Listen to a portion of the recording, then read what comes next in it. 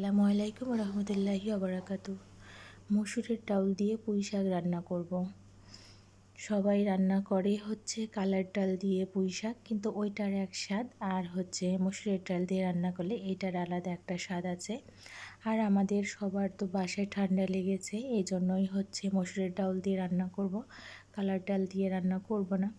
তবে এটা খেতে অনেক মজা হয়, ভালোই লাগে আমার কাছে। আমি হচ্ছে মসুরের ডালটা প্রথমে মরিচ পেঁয়াজ দিয়ে সেদ্ধ করে নিয়েছি, তারপরে হচ্ছে সেদ্ধ হয়ে গেলে আমি পুঁই শাকটা এখানে দিয়ে ভালো মতো কষিয়ে নেব।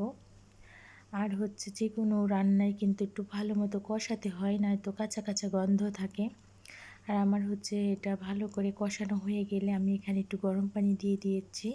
গরম পানি দেওয়াতে হচ্ছে তরকারির আলাদা রকম একটা স্বাদ আসে।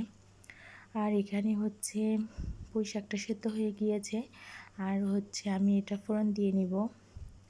আমি পেঁয়াজ ভেজে তারপর একটু জিরা দিয়ে দিয়েছি, আর এই জিরা দেওয়ার কারণে কিন্তু আলাদা রকম একটা ফ্লেভার বের হয়।